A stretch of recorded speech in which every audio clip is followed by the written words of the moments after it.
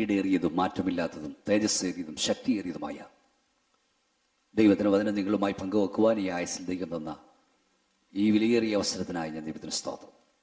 ഈ പ്രഭാഷണ കേൾവി നിങ്ങൾക്ക് അനുഗ്രഹമാകുന്നു എന്നറിയുന്ന എനിക്ക് വളരെ സന്തോഷമുണ്ട്. തുടർന്ന് ദൈവത്തിന്റെ പരിശുദ്ധാത്മാവ് നിങ്ങളോട് സംസാരിപ്പാൻ, സംവാദിപ്പാൻ, ഇടപെടുവാൻ ഞാൻ ആത്മാർത്ഥമായി കർത്താവിനോട് പ്രാർത്ഥിക്കുന്നു. വിശുദ്ധ വേദപുസ്തകത്തിലെ അവസാന പുസ്തകമായ വെളിപ്പാട് പുസ്തകം 20-ാം അധ്യായം 15-ാം വാക്യം, ജീവപുസ്തകത്തിൽ പേരെഴുതി കാണാത്ത യവനെയും തീപ്പൊയ്കൾ തള്ളിയിടും. ഈ പ്രഭാഷണ പരമ്പരയുടെ അവസാനമായി, പ്രാണനെ വിട്ടാൽ മരണശേഷം ലോകത്തിൽ ജീവിച്ചിരിക്കുന്നവർക്കോ മരിച്ചവർക്കോ നിങ്ങളെ സഹായിപ്പാൻ കഴിയുമോ?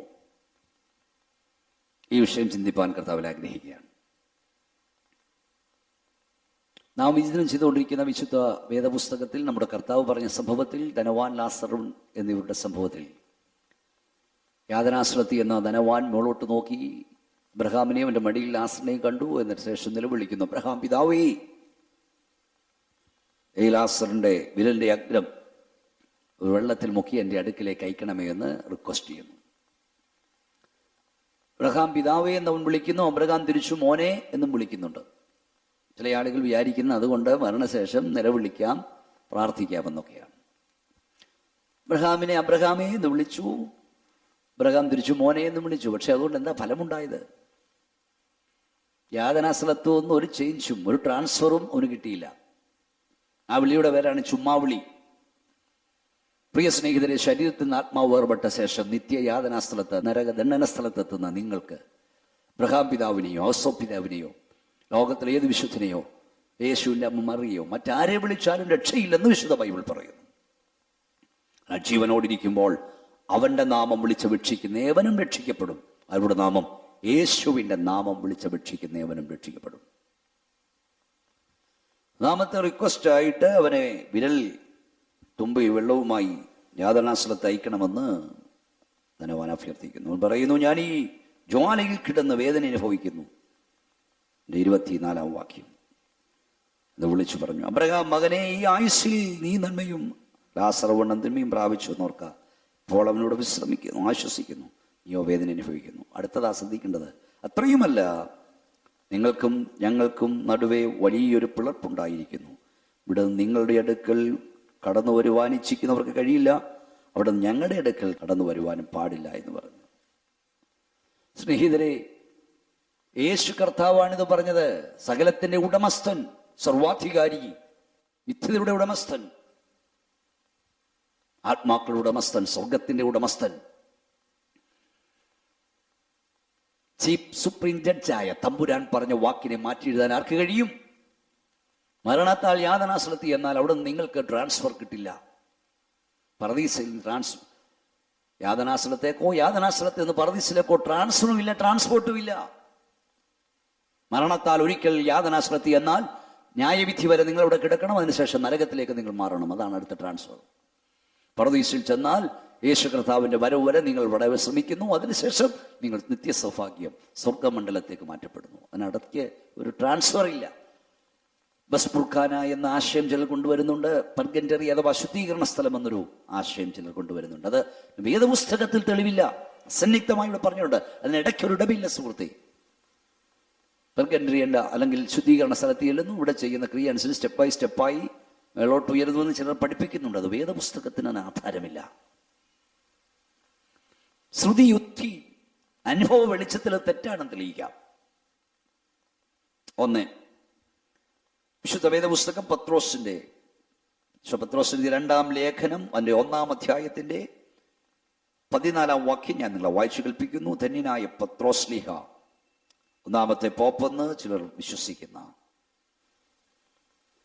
മാർപ്പാപ്പ എന്ന് വിശ്വസിക്കുന്ന പത്രോസ് എഴുതിയ 2-ാം ലേഖനം 1-ാം അധ്യായത്തിന്റെ 13-ാം വാക്യം അദ്ദേഹം തന്നെ അദ്ദേഹത്തിന്റെ അവസാന കാലത്തെ കുറിച്ച് പറയുന്നു. നമ്മുടെ കർത്താവായ യേശു ക്രിസ്തു എനിക്ക് അറിവ് തന്നതുപോലെ എൻ്റെ കൂടാരം പൊളിഞ്ഞു പോകുവാൻ എടുത്തിരിക്കുന്നു എന്നറിഞ്ഞിരിക്കയാൽ ഞാൻ ഈ കൂടാരത്തിൽ ഇരിക്കുന്നിടത്തോളം നിങ്ങളെ ഓർപ്പിച്ചുണർത്തുന്നത് യുക്തമെന്ന് വിചാരിക്കുന്നു. നിങ്ങൾ അതിൻ്റെ നിര്യാണത്തിന് ശേഷം എപ്പോഴും ഓർത്തുകൊള്ളുവാൻ തക്കവണ്ണം ഉത്സാഹിക്കും. ഞാൻ ഉത്സാഹിക്കും. അപ്പോൾ അടുത്തത്, ഈ കൂടാരത്തിൽ ഇരിക്കുന്നിടത്തോളം നിങ്ങളെ ഓർപ്പിച്ചുണർത്തുന്നു. പറഞ്ഞതിൻ്റെ അർത്ഥം ഈ കൂടാരം വിട്ടു കഴിഞ്ഞാൽ നിങ്ങളെ എനിക്ക് സഹായിപ്പാൻ കഴിയില്ലെന്നല്ലേ പത്രോസ് ലീഹ പറഞ്ഞതാണ്. ഫിലിപ്പിയ ലേഖനം 1-ാം അധ്യായം 21 മുതലുള്ള വാക്യങ്ങൾ ഞാൻ വായിച്ചു കേൾപ്പിക്കുന്നു. പൗലോസ് ലീഹ ധന്യം ചൊല്ലുന്നത്, ശ്രേഷ്ഠനായ പൗലോസ് എന്താണ് പറഞ്ഞത്? എനിക്ക് ജീവിക്കുന്ന ക്രിസ്തുവും മരിക്കുന്ന ലാഭമാകുന്നു. എന്നാൽ ജഡത്തിൽ ജീവിക്കുന്നതിനാൽ എൻ്റെ വേലയ്ക്ക് ഫലം വരുമെങ്കിൽ ഏത് തിരഞ്ഞെടുക്കണ്ടു എന്ന് ഞാൻ അറിയുന്നില്ല. ഇവ രണ്ടിനാലും ഞാൻ ഞെരുങ്ങുന്നു. വിട്ടുപിരിഞ്ഞ് ക്രിസ്തുവിനോടുകൂടെ ഇരിപ്പാൻ എനിക്ക് കാംക്ഷയുണ്ട്, അത് അത്യുത്തമമല്ലോ. അടുത്തത് കേട്ടോണേ, ശ്രദ്ധിക്കണം. എന്നാൽ ഞാൻ ജഡത്തിൽ ഇരിക്കുന്നത് നിങ്ങൾ നിമിത്തമേറെ ആവശ്യം. രണ്ടിനായ ശ്രേഷ്ഠരായ 2 അപ്പോസ്തലന്മാർ പറയുന്നു, ശ്ലീഹന്മാർ പറയുന്നു. പത്രോസ് പറഞ്ഞു, ജഡത്തിലിരിക്കുന്നിടത്തോളമേ നിങ്ങളെ ഓർപ്പിച്ചുണർത്താൻ കഴിയൂ. പൗലോസ്ലീഹ പറയുന്നു, ജഡത്തിലിരിക്കുന്ന നിങ്ങൾ നിമിത്തം ആവശ്യം. ഈ ശരീരം വിട്ടുകഴിഞ്ഞാൽ അവർക്ക് നിങ്ങളെ സഹായിപ്പാൻ കഴിയില്ലെന്നല്ലേ എൻ്റെ അർത്ഥം? കഴിയില്ല, ആർക്കും സഹായിപ്പാൻ കഴിയില്ല. ഇത് മാത്രമല്ലല്ലോ, നിങ്ങൾ ചിന്തിച്ചു നോക്കൂ. ധനമുള്ളത് കൊണ്ട്, പ്രാപ്തിയുള്ളത് കൊണ്ട് ഒരാൾ മരണാന്തര കർമ്മങ്ങൾ ചെയ്യുന്നു. ധനമില്ലാത്ത, പ്രാപ്തിയില്ലാത്ത ഒരാൾ ചെയ്യുന്നില്ല. അതുകൊണ്ട് മാത്രം അയാൾ നിത്യദണ്ഡന സ്ഥലത്ത് എത്തുന്നെങ്കിൽ ദൈവം എങ്ങനെയാ നീതിയുള്ളവനാകുന്നത്? ഒരുവൻ മദ്യപാനിയായി ജീവിച്ചു, പിടിച്ചുപറിക്കാരനും കുലപാതകനും സാമൂഹ്യ ദ്രോഹിയൊക്കെയായി ജീവിച്ച് മരിച്ച ശേഷം അയാൾക്ക് ധനമുള്ളെങ്കിൽ അയാൾ പിടിച്ചുപറിച്ചതും കള്ള കോൺട്രാക്ട് നടത്തിയും കള്ളുഷാപ്പ് നടത്തിയും സമ്പാദിച്ചു കൂട്ടിയത് ധനം കൊണ്ട് അയാളുടെ മക്കൾ അയാൾക്ക് വേണ്ടി സൽക്കർമ്മങ്ങൾ ചെയ്താൽ ആ ധനം നിമിത്തം അയാൾ സ്വർഗത്തിൽ പോകുകയും, ഇതൊന്നുമില്ലാത്തൊരു മനുഷ്യൻ ഇത് ചെയ്യാത്തതുകൊണ്ട് നരകത്തിൽ പോവുകയും ചെയ്യേണ്ടി വന്നാൽ ആ ദൈവം അങ്ങനെയാണ് നീതിയുള്ളവനാകുന്നത്. ദൈവം നീതിമാനാണ്, ദൈവം വിശുദ്ധനാണ്. പ്രശസ്തമായൊരു കവിത ഞാൻ കേട്ടിട്ടുണ്ട്. ആ കവിത എഴുതിയതാണെന്ന് എനിക്ക് അറിഞ്ഞുകൂടാ. കവിത വളരെ ശ്രദ്ധേയമാണ്, വളരെ ആശയങ്ങളുള്ളതാണ്. അതിങ്ങനെയാണ്: കൂദാശ നൽകിയാൽ കൂസാതെ പാപിക്കു പാസ്പോർട്ട്, പറുദീസ പാസ്പോർട്ട് നൽകും ദൈവം എന്തു ദൈവം. കൈക്കൂലി നൽകിയാൽ കള്ളനെ കൈയോടെ കൈലാസം എത്തിക്കും ദൈവം എന്തു ദൈവം. കഷ്ടം മതങ്ങളെ നിങ്ങൾ തൻ ദൈവങ്ങൾ നട്ടല്ലൊടിഞ്ഞതു കഷ്ടം തന്നെ. കവി പാടുകയാണ്, കൂദാശ നൽകിയാൽ കൂസാതെ പാപിക്ക് പറുദീസ പാസ്പോർട്ട് നൽകും ദൈവം എന്ത് ദൈവമാ. കൈക്കൂലി നൽകിയാൽ ഏത് കള്ളനെയും കൈയോടെ കൈലാസത്തിൽ എത്തിക്കുന്ന ദൈവം എന്ത് ദൈവമാണ്. ആ ദൈവത്തിന് നട്ടല്ലൊടിഞ്ഞിരിക്കുന്നുവെന്നാണ് അതിൽ പറയുന്നത്. ദൈവം നീതിമാനാണ് സുഹൃത്തെ. നിങ്ങൾ അനീതിയാലും അക്രമത്താലും സമ്പാദിച്ച വസ്തുവകൾ മരണശേഷം നിങ്ങളെ സ്വർഗത്തിലെത്തിക്കുവാൻ ഉപകരിക്കുമെന്ന് ഒരിക്കലും നിങ്ങൾ ചിന്തിക്കരുത്. ആരെങ്കിലും നിങ്ങളെ അങ്ങനെ പഠിപ്പിക്കുന്നെങ്കിൽ അത് നിരർത്ഥകമാണ്.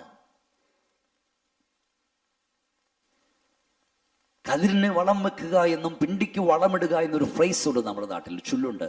കതിരിന് വളം വെക്കുക, പിണ്ടിക്ക് വളമിടുക, രണ്ടും നിരർത്ഥകമാണ്. കതിരായ ശേഷം വളമിട്ടുകൊണ്ട് കാര്യമില്ല. കതിരാകും മുമ്പ് വളമിടണം. പിണ്ടിക്ക് വളമിട്ടുകൊണ്ട് കാര്യമില്ല. ഒരിക്കലും ഒരു അമ്മച്ചി വാഴ നട്ട് വാഴ വെട്ടിയെടുത്തപ്പം കായെല്ലാം തേമ്പിയിരുന്നു. അമ്മച്ചി വളണ്ടി പോയി കുറെ ഫാക്ടംപോസും യൂറിയായും പൊട്ടാഷ്യം അമോണിയം ഒക്കെ കൊണ്ടുപോയി പിണ്ടിക്കിട്ടതായി കേട്ടിട്ടുണ്ട്.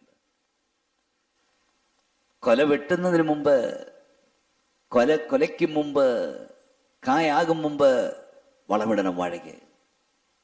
കൊല വെട്ടിയെടുത്ത ശേഷം പിണ്ടിക്ക് വളമിട്ടുണ്ടെന്ന ഫലം. നിങ്ങളുടെ ശരീരത്തിൽ നിന്ന് ആത്മാവ് വേർപെടും മുമ്പ് നിങ്ങളുടെ ആത്മകാര്യം ശരിയാക്കണം.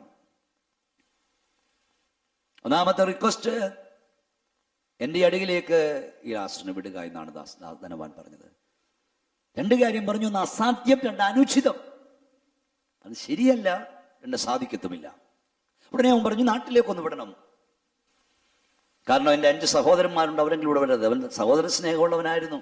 യാതനാസ്ഥലത്ത് എന്നപ്പോൾ അവന് ബോധ്യമായി, ഞാനിവിടെ വന്നത് മാനസാന്തരപ്പെടാത്തതുകൊണ്ടും ദൈവത്തെ അന്വേഷിക്കാത്തത് കൊണ്ടുവാ. എൻ്റെ സഹോദരങ്ങളെങ്കിലും ഇവിടെ വരരുത്. സീതരെ നിങ്ങൾ ചിന്തിച്ചോണം. പ്രതാപശാലികളായി പാർത്തിരുന്ന പലരും ദൈവകൽപ്പന അനുസരിക്കാതെ മതകർമ്മങ്ങളൊക്കെ സ്വീകരിച്ചു മരിച്ചവരാണെങ്കിലും വേദപുസ്തകം ഉപദേശം അനുസരിക്കാതെ മരിച്ചവർ യാതനാസ്ഥലത്ത് കിടന്ന് നിലവിളിക്കുകയാണ്. അവരുടെ ചിന്ത നിങ്ങളെങ്കിലും അവിടെ ചെല്ലരുത് എന്ന, നിങ്ങളെങ്കിലും അവിടെ ചെല്ലരുതെന്ന അവരുടെ ആഗ്രഹം. നിങ്ങളെങ്കിലും നിത്യ നരകനാവിൽ എത്തരുതെന്ന അവരുടെ ആഗ്രഹം. അതിന് നിങ്ങൾ വചനം കേൾക്കണമെന്ന അവരുടെ ചിന്ത. അതിനാണ് ഈ വചനം നിങ്ങളെ ഞങ്ങൾ അറിയിക്കുന്നത്. അതിനുവേണ്ടി അവൻ പറഞ്ഞു, ഈ ലാസറിനെ നാട്ടിലോട്ടൊന്ന് വിടണമെന്ന്. അതിന് മറുപടിയായി പറഞ്ഞു, അവിടെ ദൈവത്തിന്റെ അഭിഷക്തന്മാരുണ്ട്. അബ്രഹാം അവിടെ എഴുതിയിരിക്കുന്നത്, മോശയും മറ്റു പ്രവാചകന്മാരും ഉണ്ട്, അവർ പ്രസംഗിക്കുന്ന കേൾക്കണം എന്ന് പറഞ്ഞാൽ ഇത് ധനവാൻ പറഞ്ഞ അർത്ഥം, ഇതൊന്നും ഞാൻ അറിഞ്ഞിരുന്നില്ല. ഇത് അറിഞ്ഞിരുന്നെങ്കിൽ ഞാൻ ഇവിടെ വരില്ലെന്നാ. രക്ഷിക്കപ്പെടണമെന്നും വചനം അനുസരിക്കണമെന്നും വിശുദ്ധ ജീവൻ നയിക്കണമെന്നും ഞാൻ അറിഞ്ഞിരുന്നെങ്കിൽ ഞാനിവിടെ വരില്ല എന്നവൻ പറഞ്ഞ അർത്ഥം. സ്നേഹിതരെ, ഈ ഏറിയയിലുള്ള ഒറ്റ വ്യക്തികൾ ഞങ്ങൾ ഇത് അറിഞ്ഞില്ലെന്ന് വരരുത്. അതിനുവേണ്ടിയാണ് തുടർച്ചയായി ഞങ്ങൾ ഈ സന്ദേശം നിങ്ങളെ അറിയിക്കുന്നത്. നിങ്ങൾ ഇത് അറിഞ്ഞില്ലെന്ന് വരരുത്. ഈ സത്യം നിങ്ങൾ അറിഞ്ഞില്ലെന്ന് വരരുത്. മരണത്തിനപ്പുറം ഒരു ജീവിതമുണ്ടെന്നും ഒരു ന്യായവിധി ഉണ്ടെന്നും ജീവനോടിരിക്കുമ്പോൾ ചെയ്യുന്നതിനനുസരിച്ച് പ്രതിഫലം പ്രവഹിക്കേണ്ടി വരുമെന്നും നിങ്ങൾ അറിഞ്ഞില്ലെന്ന് വരരുത്. അതിനാണ് കൂടെ ഞങ്ങൾ ഇത് നിങ്ങളെ അറിയിക്കുന്നത്.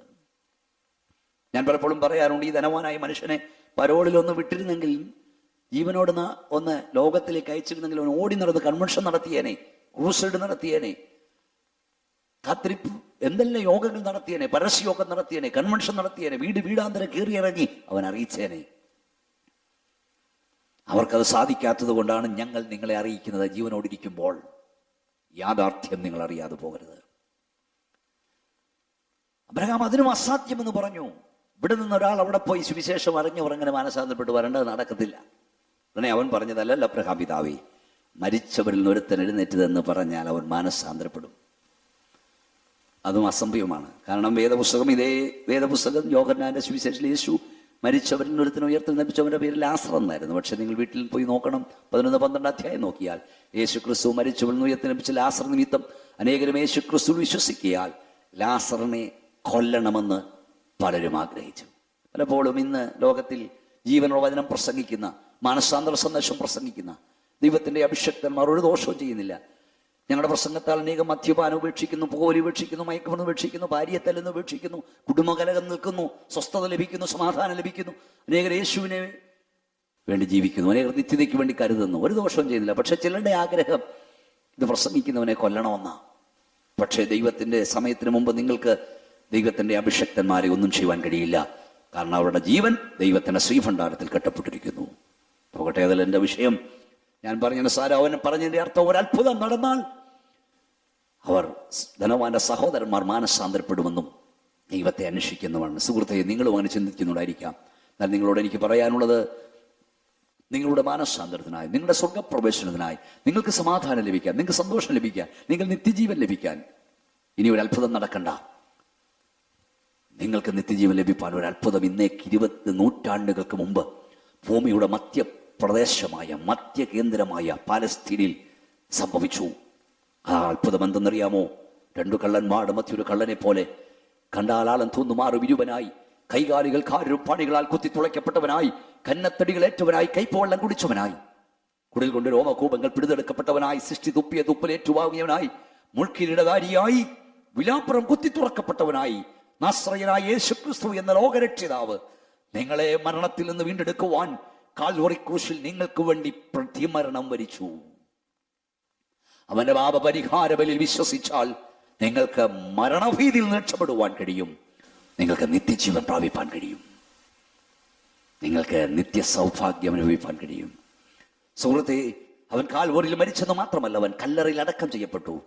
എന്നാൽ കയ്യിലായുധമായി കാവലിന് കാവൽക്കാരുടെ കാൽമുട്ടുകളെ വിറകൊള്ളിച്ചുകൊണ്ട് നാസ്രയനായ യേശു ക്രിസ്തു 3-ാം നാളിൽ ശക്തിയോടെ ഉയർത്തെഴുന്നേറ്റു. വിശുദ്ധ ബൈബിൾ അപ്പോസ്തല പ്രവൃത്തി പറയുന്ന മരണത്തിന് അവനെ പിടിച്ചു വെക്കുന്നത് അസംഭവമായിരുന്നു, സാധിക്കാത്ത കാര്യമായിരുന്നു. അതാണ് അത്ഭുതം. കാരും പാണികളാൽ കാൽവറി ക്രൂശിൽ തൂക്കപ്പെട്ട നസ്രയനായ യേശു മരണത്തെയും പാതാളത്തെയും തോൽപ്പിച്ചുകൊണ്ട് ഉയർത്തെഴുന്നേറ്റു. ആ ക്രിസ്തു വെളിപ്പാട് പുസ്തകത്തിൽ യോഹന്നാന് പ്രത്യക്ഷപ്പെട്ട അവനോട് പറയുന്നു, യോഹന്നാനെ, ഞാൻ മരിച്ചവനായിരുന്നു, ഞാനിതാ എന്നേക്കും ജീവിച്ചിരിക്കുന്നു. മരണത്തിന്റെയും പാതാളത്തിന്റെയും താക്കോൽ എൻ്റെ കൈവശമുണ്ട്, എൻ്റെ കൈവശമുണ്ട്. മരണത്തിന്റെയും പാതാളത്തിന്റെയും താക്കോൽ കൈവശമുള്ളവനാണ് നസ്രയനായ യേശു. യോഹന്നാന്റെ സുവിശേഷം 5-ാം അധ്യായം 25-ാം വാക്യത്തിൽ യേശു പറഞ്ഞു, ആമേൻ ആമേൻ, ഞാൻ നിങ്ങളോട് പറയുന്നു. ഒരു നേതാവ് പറയുന്ന പോലെയല്ല, ഒരു സംഘടനയുടെ നേതാവോ, ഒരു സമുദായത്തിന്റെ നേതാവോ, ഒരു സാമൂഹ്യ പരിഷ്കർത്താവ് പറയുന്ന പോലെ യേശു പറഞ്ഞു. എന്താ പറഞ്ഞത്? ആമേൻ ആമേൻ, ഞാൻ നിങ്ങളോട് പറയുന്നു പറഞ്ഞാൽ സത്യമായിട്ടും സത്യമായിട്ടും ഞാൻ നിങ്ങളോട് പറയുന്നു. മരിച്ചവർ ദൈവപുത്രന്റെ ശബ്ദം കേൾക്കുകയും കേൾക്കുന്നവർ ജീവിക്കുകയും ചെയ്യുന്ന നാഴിക വരുന്നു, വന്നുമിരിക്കുന്നു. 28-ാം വാക്യം, യോഹന്നാൻ സുവിശേഷം 5-ാം അധ്യായം 28-ാം വാക്യത്തിൽ യേശു പറഞ്ഞു, ഇതിങ്കിൽ ആശ്ചര്യപ്പെടരുത്. കല്ലറകളുള്ള എല്ലാവരും അവന്റെ ശബ്ദം കേട്ട് നന്മ ചെയ്തവർ ജീവനായും തിന്മ ചെയ്തവർ ന്യായവിധിക്കായും പുനരുത്ഥാനം ചെയ്യുവാനുള്ള നാഴിക വരുന്നു. സുഹൃത്തെ, പോഷ്കു പറയാത്തവനും ആവശ്യമില്ലാത്തവനുമായ യേശു സത്യമായിട്ടും സത്യമായിട്ടും ഞാൻ നിന്നോട് പറയുന്നു എന്ന് പറഞ്ഞു. ഒന്നുകിൽ യേശു പോഷ്കു പറഞ്ഞവൻ, അല്ലെങ്കിൽ യേശു പറഞ്ഞ സത്യം. നിങ്ങൾ വേദപുസ്തകം വിശ്വസിക്കുന്നുണ്ടോ? യേശു ക്രിസ്തുവിനെ നിങ്ങൾ നല്ല മനുഷ്യനെന്ന് അംഗീകരിക്കുന്നുണ്ടോ? യേശുവിനെ നിങ്ങൾ വിശുദ്ധനെന്ന് അംഗീകരിക്കുന്നുണ്ടോ? എങ്കിൽ യേശു പറഞ്ഞ് നിങ്ങൾ ശ്രദ്ധിക്കണം. സത്യമായിട്ടും പറഞ്ഞു, മരിച്ചവർ ദൈവത്തിന്റെ ശബ്ദം കേൾക്കും, കേൾക്കുന്നവർ ജീവിക്കും. കല്ലറവുള്ള എല്ലാവരും അവന്റെ ശബ്ദം കേൾക്കും. നന്മ ചെയ്തവർ ജീവനായും തിന്മ ചെയ്തവർ ന്യായവിധിക്കായും പുനരുത്ഥാനം ചെയ്യും. എന്റെ പ്രഭാഷണം അവസാനിപ്പിക്കുന്നു. ഓർക്കണം, 2 പുനരുത്ഥാനങ്ങൾ. നന്മ ചെയ്തവർ ജീവനായുള്ള പുനരുത്ഥാനം, തിന്മ ചെയ്തവർ ന്യായവിധിക്കായുള്ള പുനരുത്ഥാനം. ഈ 2 പുനരുത്ഥാനവും തമ്മിൽ 1007 വർഷത്തെ ഗ്യാപ്പുണ്ടെന്ന് ബൈബിൾ പറയുന്നു. 2 വിളികൾക്കായി നിദ്ര കൊള്ളുന്നവർ മരിച്ചവർ കാത്തിരിക്കുന്നു വിശുദ്ധ ബൈബിൾ പറയുന്നു. ഒന്നാമത്തെ വിളി, യാഗം ചെയ്തതിനോട് നിയമം ചെയ്തതിന്റെ വൃതന്മാരെ എന്റെ അടുക്കൽ കൂടുവിൻ എന്ന വിളിയാണ്. ആ വിളിയിൽ ആദാം മുതൽ മരിച്ചു മൺമറഞ്ഞു പോയ സകല വിശുദ്ധന്മാരും രൂപാന്തരം പ്രാപിച്ച് യേശു ക്രിസ്തുവിന്റെ വരവിൽ അവനെ എതിരേൽപ്പാൻ എടുക്കപ്പെടുമെന്ന് വിശുദ്ധ ബൈബിൾ പറയുന്നു. അത് കഴിഞ്ഞ് 1007 വർഷം കഴിയുമ്പോൾ മറ്റൊരു വിളി വിളങ്ങും. ആ വിളി 90-ാം സങ്കീർത്തനത്തിൽ നാം വായിച്ചതുപോലെയാണ്. മനുഷ്യപുത്രന്മാരെ തിരികെ വരുവീൻ എന്ന വിളിയാണ്. നീ മർത്യനെ പൊടിയിലേക്ക് മടങ്ങിച്ചേരുമാറാക്കുന്നു. മനുഷ്യപുത്രന്മാരെ തിരികെ വരുവീ എന്ന് മറുപടി ചെയ്യുന്നു. മടങ്ങിച്ചേരുമാറാക്കുന്നതിന്റെ അർത്ഥം ഞാൻ പറഞ്ഞു, വന്നിടത്തേക്ക് പോകുന്നെന്നാ. തിരികെ വിളിക്കുന്നവനും അവൻ അധികാരമുള്ളവനാണ്. മണ്ണിലേക്ക് നിന്നെ വിടുന്ന ദൈവം തന്നെ നിന്നെ തിരികെ വിളിക്കാനും അധികാരമുള്ളവനാണ്. അപ്പോൾ ഒന്നാമത്തെ വിളി, യാഗം ചെയ്തതിനോട് നിയമം ചെയ്ത എന്റെ വൃതന്മാരെ എന്റെ അടുക്കൽ കൂടി വരുന്ന വിളിയാണ്. ഈ നാടിലൊന്നിൽ ഞങ്ങൾ പ്രസംഗിക്കുന്ന യേശു മധ്യാകാശിൽ വന്ന് വിളിക്കുമ്പോൾ മണ്ണിൽ മറഞ്ഞ വിശുദ്ധന്മാർ ഉയർത്തെഴുന്നേൽക്കും. ജീവനോട് ശേഷിക്കുന്നവർ രൂപാന്തരം പ്രാപിക്കും. ഒരുമിച്ച് യേശുവിനെതിരിൽ പോവാൻ ആകാശമേഘങ്ങൾ എടുക്കപ്പെടുമെന്ന് തെസ്സലോനിക്ക ലേഖനം പറയുന്നു. ആ വിളി മുഴങ്ങി 1007 വർഷം കഴിയുമ്പോൾ മറ്റൊരു വിളി വിളങ്ങും. മനുഷ്യപുത്രന്മാരെ തിരികെ വരുവീൻ എന്ന വിളിയാണ്. ആ വിളിയെങ്കിൽ കായേൻ മുതൽ മരിച്ചു മൺമറഞ്ഞു പോയ സകലദുഷ്ടന്മാരും പുതുമഴക്കീയൽ പൊങ്ങുന്ന പോലെ ഉറച്ചുകൊണ്ട് വെള്ളസിംഹാസനം ഭാഗം വന്ന് നിൽക്കും. ഈ പ്രഭാഷണം കേൾക്കുന്ന പിതാവേ, മാതാവേ, കുഞ്ഞേ, സഹോദര, സഹോദരി, ഏതെങ്കിലും ഒരു വിളിയിൽ നിങ്ങളും ഞാനും വന്നേ മതിയാകുകയുള്ളൂ. ഏതെങ്കിലും ഒരു പുനരുത്ഥാനത്തിൽ നിങ്ങളും ഞാനും കാണും. ഒന്നുകിൽ നിങ്ങൾ യാഗം ചെയ്തതോട് നിയമിച്ചത് എന്റെ വൃതന്മാരെ എന്റെ അടുക്കൽ കൂടുവരുന്ന വിളിയിൽ കാണും. അല്ലെങ്കിൽ മനുഷ്യപുത്രന്മാരെ തിരികെ വരുന്ന വിളിയിൽ നിങ്ങൾ കാണും. ഒന്നുകിൽ നിങ്ങൾ ഒന്നാമത്തെ പുനരുത്ഥാനത്തിൽ കാണും, അല്ലെങ്കിൽ നിത്യലജ്ഞയ്ക്കായി ന്യായവിധിക്കായി പുനരുത്ഥാനം ചെയ്യുന്ന കൂട്ടത്തിൽ കാണും. അതുകൊണ്ടാണ് വെളിപ്പാട് പുസ്തകം പറഞ്ഞ് എഴുതുക, ഇന്നു മുതൽ ക്രിസ്തുവിൽ മരിക്കുന്ന വൃതന്മാർ ഭാഗ്യവാന്മാർ, അവർ തങ്ങളുടെ പ്രയത്നങ്ങളിൽ നിന്ന് വിശ്രമിക്കേണ്ടതാകുന്നു. മരണം ഭക്തന് വിശ്രമമാണ്. ഒന്നാമത്തെ പുനരുത്ഥാനത്തിൽ പങ്കുള്ളവൻ വിശുദ്ധനും ഭാഗ്യവാനുമാകുന്നു. 2ാം മരണത്തിന് അവന് അധികാരമില്ല. യേശു ക്രിസ്തുവിന്റെ കാഹളനാദത്തിങ്കൽ നിങ്ങൾ എടുത്തുകൊള്ളപ്പെട്ടാൽ നിത്യ നരക ന്യായവിധിക്ക് നിങ്ങളുടെ മേൽ അവകാശമില്ല. നിങ്ങൾ നിത്യ സൗഭാഗ്യസ്ഥാനത്തെത്തും. സുഹൃത്തേ, ശിയാപ്രവാചകന്റെ പുസ്തകം 26-ാം അധ്യായം 19-ാം വാക്യം. ശിയാപ്രവാചകന്റെ പുസ്തകം 26-19 അവിടെ ഇങ്ങനെ എഴുതിയിരിക്കുന്നു: നിന്റെ വൃതന്മാർ ജീവിക്കും, എന്റെ ശവങ്ങൾ എഴുന്നേൽക്കും. പൊടിയിൽ കിടക്കുന്നവരെ ഉണർന്ന് ഘോഷിപ്പീൻ, നിന്റെ മഞ്ഞ് പ്രഭാതത്തിലെ മഞ്ഞ് പോലെ ഇരിക്കുന്നു. ഭൂമി പ്രേതന്മാരെ പ്രസവിക്കുമല്ലോ. ക്രിസ്തീയ പ്രത്യാശ ഈ നാളിലൊന്നിൽ മടങ്ങി വരുന്ന യേശു ക്രിസ്തുവിലാണ്. അതിനെക്കുറിച്ച് തെസ്സലോനിക്ക ലേഖനം എഴുതിയിരിക്കുന്നത് കർത്താവ് താൻ ഗംഭീരനാദത്തോടും, തെസ്സലോനിക്ക ലേഖനം 4-ാം അധ്യായം 16-ാം വാക്യം, കർത്താവ് താൻ ഗംഭീരനാദത്തോടും പ്രധാന ദൂതന്റെ ശബ്ദത്തോടും ദൈവത്തിന്റെ കാഹളത്തോടും കൂടെ സ്വർഗത്തിൽ നിന്ന് ഇറങ്ങി വരികയും ക്രിസ്തുവിൽ മരിച്ചവർ മുമ്പ് ഉയർത്തെഴുന്നേൽക്കുകയും പിന്നെ ജീവനോടെ ശേഷിക്കുന്നവരായ നാം അവരോടൊരുമിച്ച് ആകാശമേഘങ്ങളിൽ കർത്താവിനെതിരേൽപ്പാൻ മേഘങ്ങളിൽ എടുക്കപ്പെടും. ഇങ്ങനെ നാം എപ്പോഴും കർത്താവിനോടുകൂടെ ഇരിക്കും. ഈ വചനങ്ങളെ കൊണ്ട് അന്യന്യം ആശ്വസിപ്പെടുകയും, ക്രിസ്തീയ പ്രത്യാശ മരണം കൊണ്ട് അവസാനിക്കുന്നില്ല, മരണത്തിനപ്പുറത്തേക്ക് നീളുന്നതാണ്.